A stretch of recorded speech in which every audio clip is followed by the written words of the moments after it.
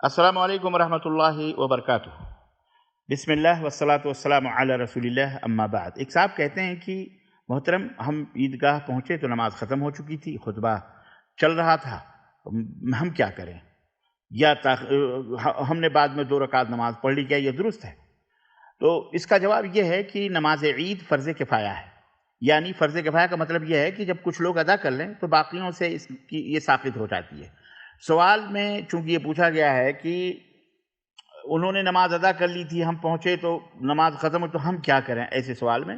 تو محترم، آپ کے لیے حکم یہی ہے کہ آپ اس کی قضا کر لیں، نماز جو ہے قضا کر لیں، تو اس کے لیے مستحب ہے یہ آپ کے لیے، اور وہ اسی طریقے پر نماز عید ادا کریں گے جس طرح نماز عید ادا کی جاتی ہے۔ یعنی جیسے جو ہے کیا کہتے ہیں، تکبیرات کہی جاتی ہیں پہلی رکعت میں، پھر دوسری رکعت میں، اسی طرح سے آپ تکبیرات کہہ کر کے اگر 2 4 10 ہیں تو وہاں جماعت کے ساتھ ادا کر لیں، کوئی حرج نہیں ہے، ٹھیک ہے؟ لیکن اس میں خطبہ نہیں ہوگا۔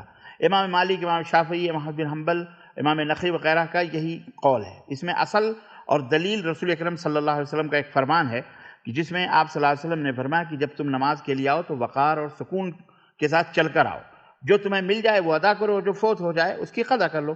اور حضرت انس رضی اللہ تعالیٰ عنہ سے مروی ہے کہ جب ان کی نماز عید امام کے ساتھ رہ جاتی تو وہ اپنے غلاموں اور اپنے بال بچوں کو جمع کرتے، اور پھر ان کے غلام عبداللہ ابن ابی عتبہ انہیں 2 رکعت پڑھا دیا کرتے تھے، اور اس میں تکبیریں ہوتی تھیں جیسے عید کی نماز ہوتی تھی، ٹھیک ہے؟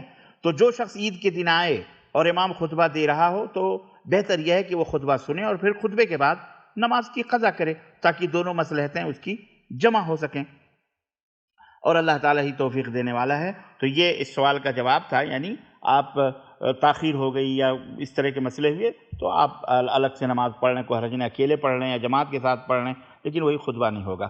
وصلی اللہ علیہ نبینا محمد وعلی آلہ وصحبہ اجمعین، والسلام علیکم ورحمۃ اللہ وبرکاتہ۔ اور یہ فتویٰ فتاوی لجنہ دائمہ کے اندر موجود ہے، اور علماء مملکہ نے یہ فتویٰ دیا ہوا ہے جو میں آپ کی خدمت میں نے رکھا ہے۔